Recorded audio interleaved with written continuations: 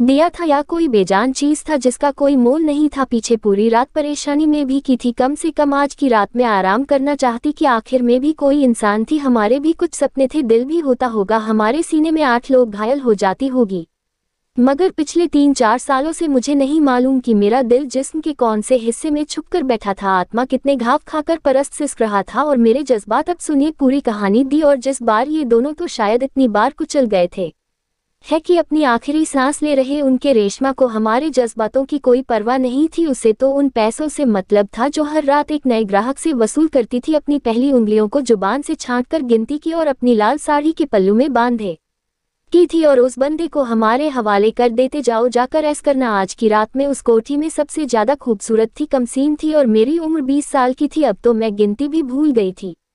सालों में इतनी बार मुझे दरिंदगी का निशाना बनाया गया था, कितनी बार मैं इस किया और चीखे कमरे की दीवारों से टकराकर अपनी मौत आप मरी थी। मेरे जिस्म का कोई भी हिस्सा ऐसा नहीं था जिस पर हैवानियत की मिसाल साबित हुए हो। और कल रात जिस भीड़ इससे मेरा पाला पड़ा था उसने तो मुझे अपने दांतों से लहूलुहान कर दिया था, मेरे चेहरे को भी नहीं छोड़ा था। मेरे ऊपर बिल्कुल नीले पड़ चुके थे मगर उसकी हवस पूरी होने में नहीं आ रही थी। आखिर मैंने उसे में शोर से गुलदान मारा और उसे जख्मी कर दिया।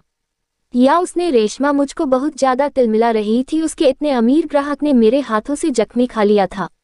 मेरे जख्मों की परवाह किसी को नहीं थी। यहाँ शायद मुझे कोई इंसान समझने को तैयार नहीं था, इसलिए कोई भी रात मेरी परेशानियों से खाली नहीं चाहती थी। आज तो मैंने रेशमा के सामने हाथ जोड़ दिया और कह दिया कि मुझे क्षमा कर दो, आराम करने दो। उसने कहा कि तो तुमने मेरा ग्राहक भगा दिया, ऊपर से आराम कर दूं। आज तो तेरे कमरे में मैं 2 बंदी छोड़ दूंगी।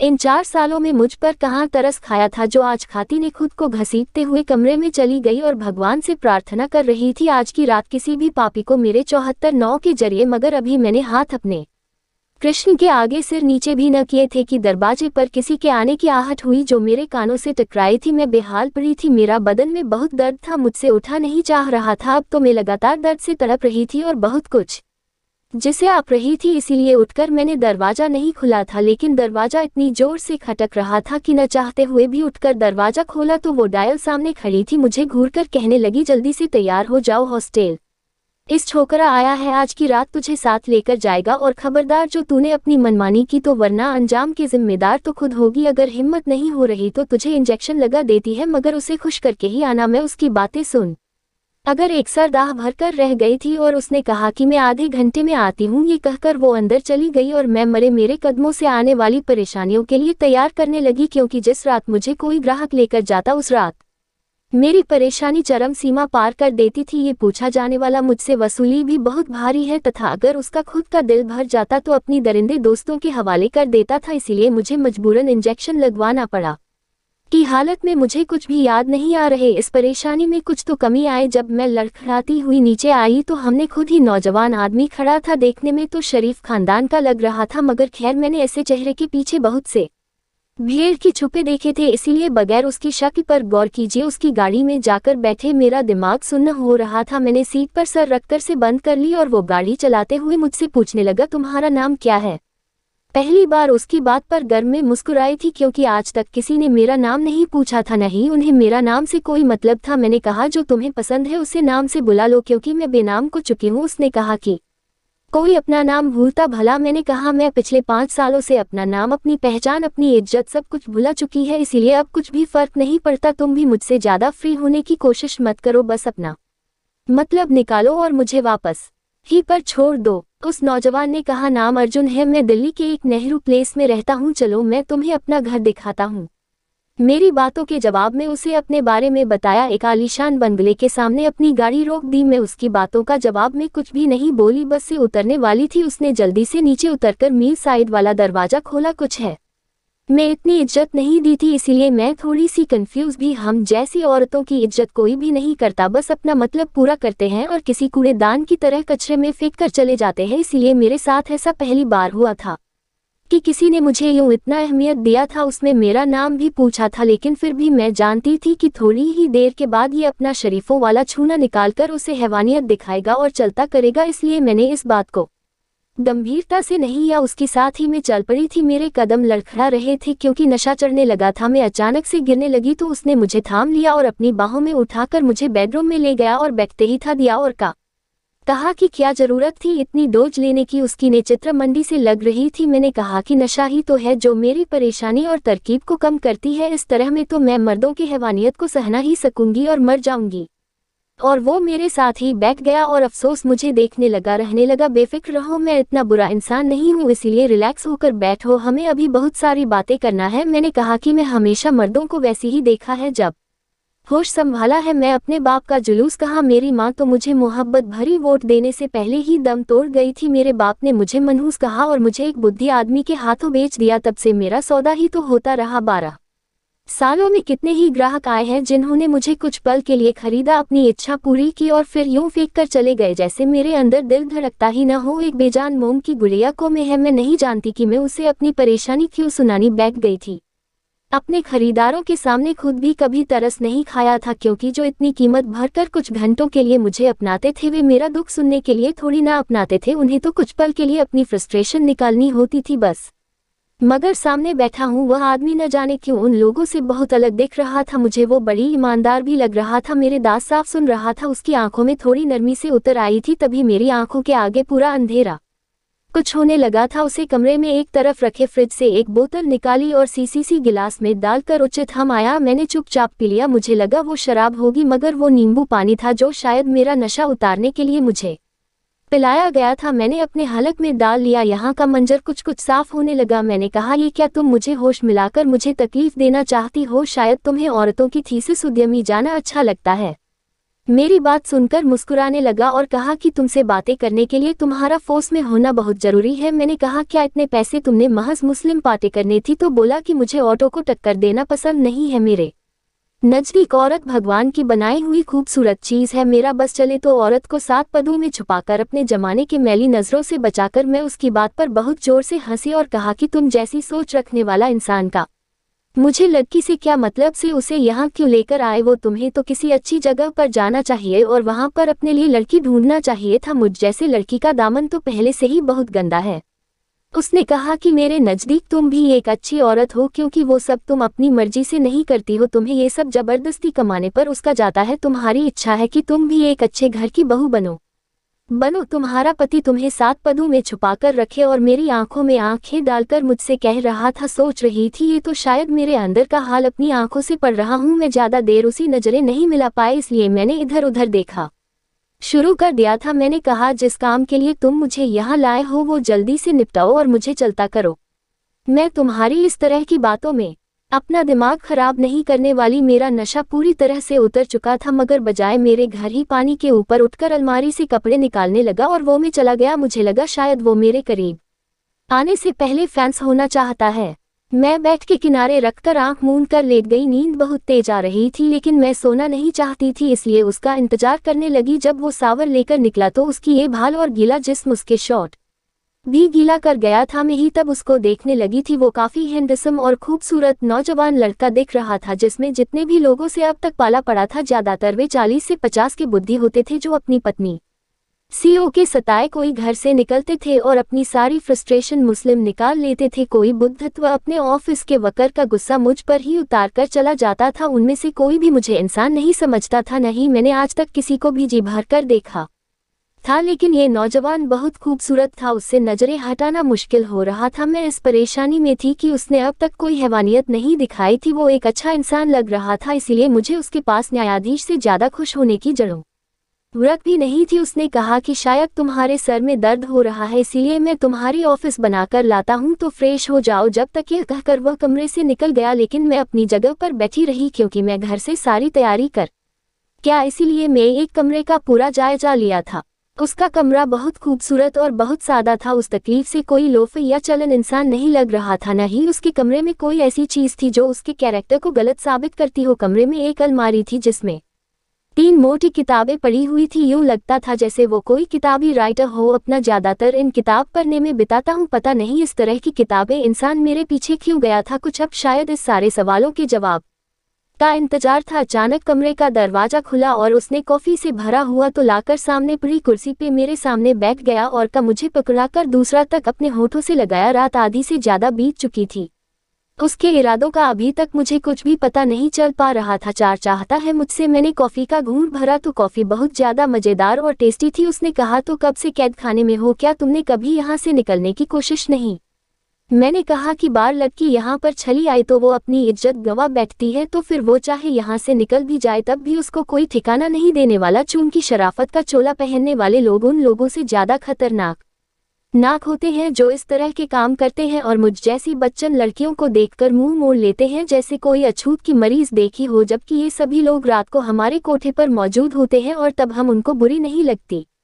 जब दुनिया भी बहुत अजीब है और इतनी रहने वाले लोग मुहर दोगली और गंदे हैं। उसने कहा, तुम्हारी सोच काफी साफ लग रही है और तुम ये भी अपने दिमाग में बैठा लो, हर मर्द एक जैसा नहीं होता। मैंने तिरछी नजरों से उसे देखा था और पूछा कि तुम में और उनमें क्या फर्क है? तुम भी तो रात के टाइम में कीमत अदा करके मुझे यहाँ पर लेकर आए हो। उसने कहा, मैं तुम्हें यहाँ किसी और काम के लिए लेकर आया हूँ। मैं अब उसकी बात पर चूक गई थी, क्योंकि अगर उसने उसे अपनी हवस पूरी करनी होती तो कब का कर चुका होता। क्योंकि पूछा, यहाँ आए हुए काफी देर हो चुकी थी। उसने मुझे छुआ तक नहीं था। उसने कहा कि मैं तुम्हारी मदद करना चाहता हूँ, तुम जैसी लाचार और बेसहारा लड़कियों को भी तो जो हालत की सताए हो और उन्हें वहां पर भेज दिया जाता है। मैंने कहा कि तुम मेरी क्या करोगे? मैं खुद ही अपनी मदद नहीं चाहती और न ही मेरी जैसी लड़कियां जो अपनी इज्जत गंवा बैठी है। इस दुनिया में सबसे कीमती चीज इंसान के लिए, इंसान के पास, खासकर एक औरत के पास, इज्जत होती है। अगर वो भी गंवा बैठी तो इस दुनिया में कोई भी लड़का उसे अपनाने को तैयार नहीं होता। तो फिर अच्छा ही है ना कि दुनिया के धक्के खाने के बजाय हम यही कोठे पर बैठी रहे, क्योंकि हम जैसी लड़कियों को समाज स्वीकार नहीं करना चाहिए।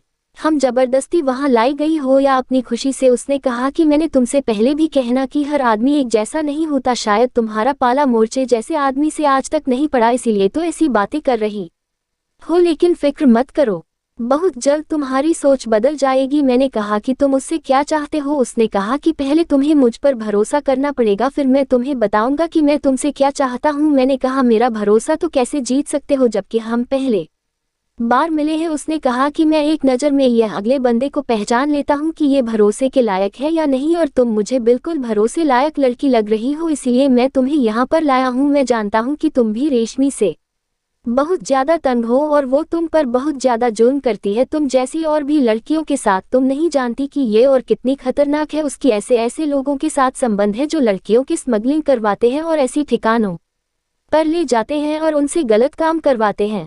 ये काम जबरदस्ती कराए जाते हैं और उन लड़कियों को जबरदस्ती किसी कॉलेजों से किडनैप किया जाता है। यह कोई हालात की सताए हो या फिर घर से भागी हुई लड़कियां होती है जिनको उनके आरसी कम कीमत पर बीच पर चले जाते हैं। वे आशिक जो उनके साथ मोहब्बत के दावे करते हैं और शादी करने के सपने दिखाते हैं, फिर उनको जुल्मी लोगों के हाथों में बीच पर चले जाते हैं। मैं उस गेंद के सरदार तक पहुंचना चाहता हूं और इसमें तुम मेरी मदद करूंगी, क्योंकि रेशमी थे काफी करीबी संबंध रखता है और वो अक्सर उससे मिलने आता रहता है। रेशमी अक्सर लड़कियां उसी से लेती है। अगर तो उसके बारे में कुछ भी जानती हो तो मुझे बता दो, अगर नहीं जानती हो तो मुझे पता करके दो। मैं तुम्हें मूल कीमत देने को तैयार हूँ, बल्कि तुम्हारी मन की जिंदगी तुम्हें देने को तैयार हूँ, क्योंकि तुम मुझे बहुत मासूम और भरोसे वाली लड़की लग रही हो और मैं चाहता हूँ कि तुम्हें इस दलदल से निकाल लो और तुम जैसी और भी कई बेसहारा लड़कियों को वहां से निकाल लूं। उनकी गैंग के सरदार तक पहुंचकर ही मैं ये सब कुछ कर सकता हूं। मैं उसको अब सबकी नजरों से देख रही थी। मैंने कहा, इतना बड़ा काम कैसे कर सकती हूं मैं, और तुम मुझ पर कैसे भरोसा कर सकते हो? क्या पता मैं यहाँ से जाने के बाद ही रेशमी को सब कुछ सच सच बता दो। उसने कहा कि तुम ऐसा बिल्कुल नहीं करूंगी। मैं जानता हूँ, मैं तुम्हारे अंदर तक का हाल अच्छी तरह से जानता हूँ। मैं काफी सालों से तुम्हें नोट कर रहा हूँ। अगर तुम ऐसी लड़की होती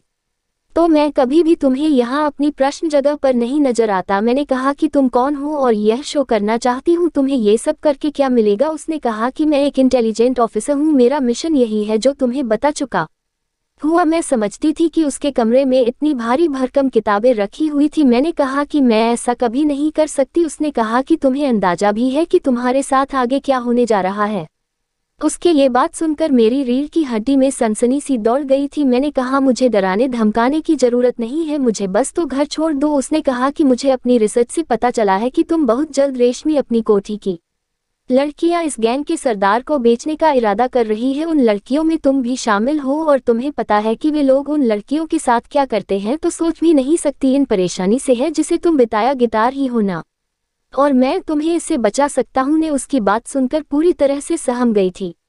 ऐसे तो मैं शुरू से ही परेशान रहती आई थी। मैं इससे अनजान नहीं थी और ना ही उस तकलीफ से जो उचित सहनी पड़ती थी, लेकिन मैं भी जानती थी अगर एक बार लड़की उस गैंग के हाथ आ जाए तो उसके साथ क्या किया जाता है। वे लोग उस लड़की को खिलौने बनाकर खेलते हैं और फिर बुरी तरह से रौंद देते हैं। जो पूरी तरह से अपनी हवस का निशाना बना लेते हैं तो वो लड़की बिल्कुल ही बेजान हो जाती है, फिर उसका कत्ल भी कर देते थे। मैंने कहा कि मैं तुम्हारी मदद करने के लिए तैयार हूँ, बता मुझे क्या करना होगा। उसने कहा कि अगले हफ्ते वो किसी भी रात डाकुओं के सरदार उन लड़कियों के सौदे के लिए तुम्हारी मैडम से मिलेगा। तुमने उसे टाइम मुझे खबर देनी है ताकि हम मौका पाकर वहां पर रेड मार सके। मैंने कहा कि मेरे पास कोई मोबाइल नहीं है जिस पर मैं तुम्हें खबर दूं और न ही हमें रखने की इजाजत है। उससे मेरी कलाई पे एक ब्रेसलेट पहना दिया और वो ब्रेसलेट बहुत ही ज्यादा खूबसूरत था। वो नन्ही सी चेन मेरे पूरी कलाई के घेरे में थी। उसे है कि उन्हें पर एक छोटा सा दिल बना हुआ था। उसने कहा कि जब भी वो सरदार वहां पहुंचे तो उस दिल को पर मौजूद एक छोटा सा बटन है, उसको दबा देना, मुझ तक सिंगल पहुंच जाएगा और इस ब्रेसलेट को अपनी मैडम से छुपाकर रखना। मैंने हामी भर ली।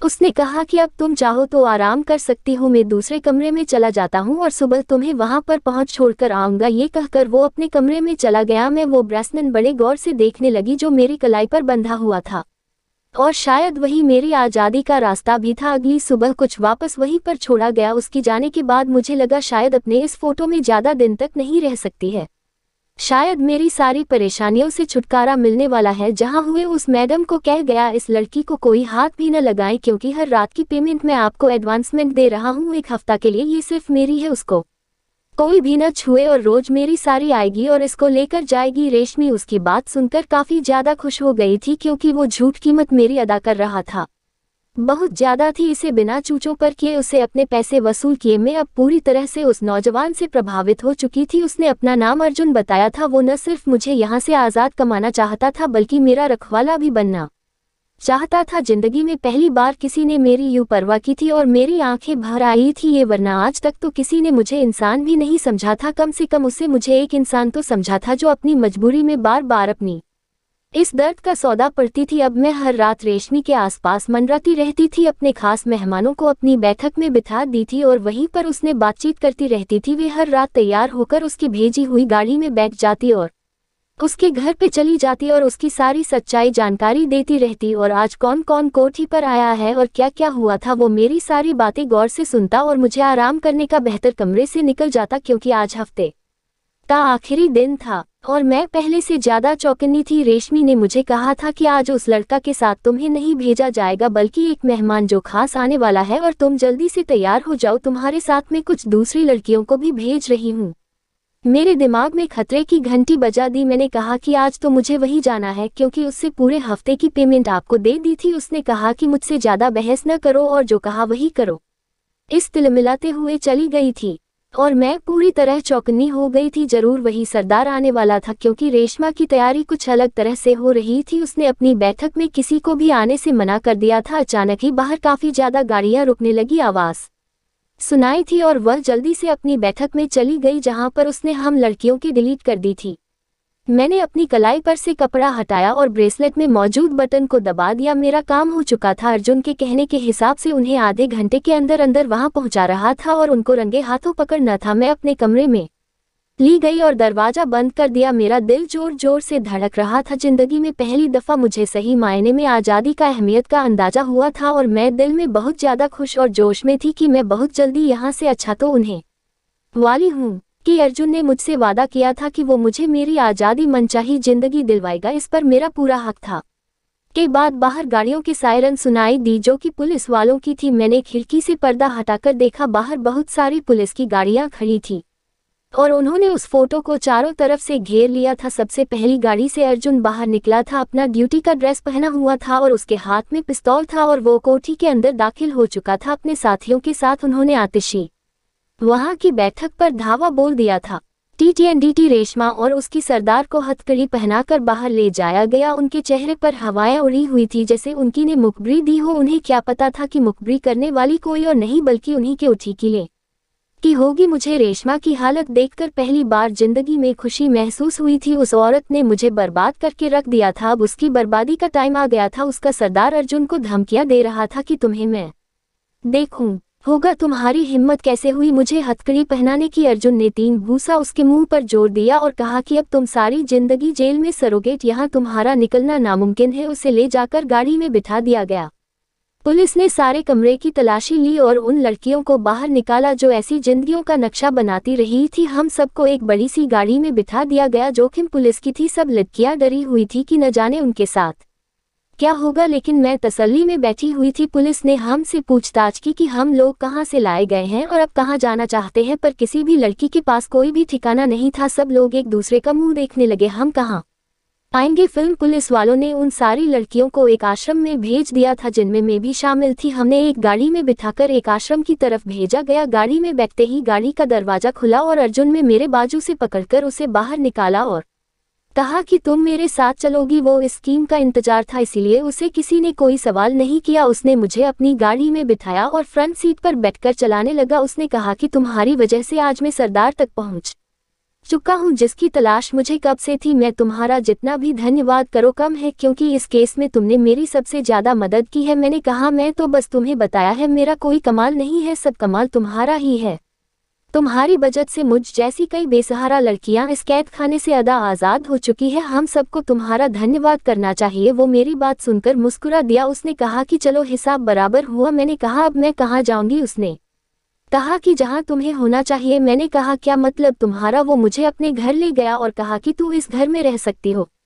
मैंने कहा कि किस हिसाब से और जिस रिश्ते में इस तरह से किसी अजनबी के घर में वैसा नहीं रह सकती, मुझे तो अनाथ आश्रम में छोड़ दो बाकी लड़कियों के साथ। उसने कहा कि मैंने तुमसे वादा किया था कि मैं तुम्हें अकेला नहीं छोड़ूंगा। उसकी अंगुली बाद में तो मुझे हैरानी में डाल दिया था। भला मोर्चे से लड़की से कोई इस तरह सवाल कैसे कर सकता था। उसने कहा कि क्या तुम मेरी तन्हाई के साथ मेरी पत्नी बनना पसंद करूंगी। मैं तुम्हें अपनी जिंदगी में लाना चाहता हूं। और मैं उसकी सवाल पर ऐसी थी जैसे मैं कोई पुतला। वो भला वो शेर सिंह दागदार लड़की इस भी हो सकती थी। मैंने तो कभी सपने में भी नहीं सोचा था कि कोई अर्जुन जैसा इंसान अपनी जिंदगी मुझे इस तरीके से हमें करना चाहेगा। मैंने ये ख्याल तब का छोड़ दिया था, मगर जो उसने अचानक से पूछती देखा तो मेरी जुबान ही बिल्कुल सुन रह गई। तो मुझसे बात कर रहे हो। मैंने उसकी सवाल पर उल्टा सवाल कर डाला तो हंसने लगा, कहने लगा नहीं, इस घर में चुड़ैल रहती है जो सिर्फ मुझे नजर आती है, मैं उनसे बात कर रहा हूँ। मैंने कहा मैं ये सब डिजर्व नहीं करती हूँ, मैं तुम्हारे नहीं हूँ। तुम्हारी जिंदगी में किसी और औरत को शामिल होना चाहिए, ना कि मोर्चे से लड़की जिसकी जिस्म का कोई भी हिस्सा नहीं, जो किसी आदमी न हुआ हो।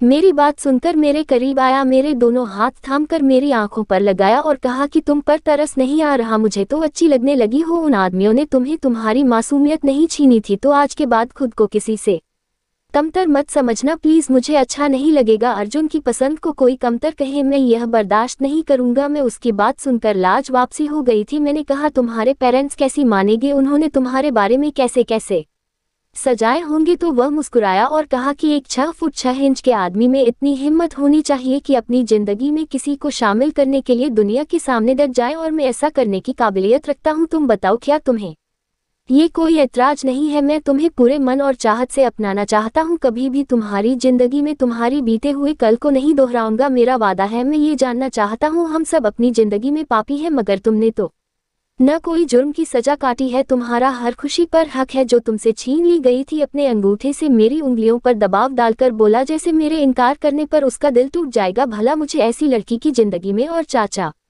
ये था। मैंने दिल में अपने भगवान का बहुत बहुत धन्यवाद किया जिससे मुझे ऐसी औरत के नसीब में इतना अच्छा आदमी लिख दिया था। मैं तो अपनी भगवान की वारी वारी जा रही थी और भरोसा करती थी भगवान की लीला और कोई नहीं सोच सकता, और मैंने अपनी जिंदगी की डोर उसके हाथ में थमा दी थी। और आज मेरी अर्जुन के साथ शादी को 4 साल बीत गए हैं। भगवान ने हमें खूबसूरत बेटी दी है। अर्जुन ने अपना वादा पूरा किया, उसने कभी भी मुझे बीते हुए कल के बारे में भी बात नहीं की थी, और मैं हर पल अपने भगवान की धन्यवाद करती हूँ। मगर बेटी की माँ होने के नाते मुझे धक्का सा लगता रहता है कि हमारी पीढ़ी को इस जमाने की बुरी नजर न लग जाए, वह अपनी माँ के जुर्म की सजा न काटे। अर्जुन जैसे लोग आज भी पाए जाते हैं। क्या किसी औरत की इज्जत चली जाए तो क्या वो इस काबिल नहीं रह जाती है कि उसी कोई भी गरीब आदमी अपना सके।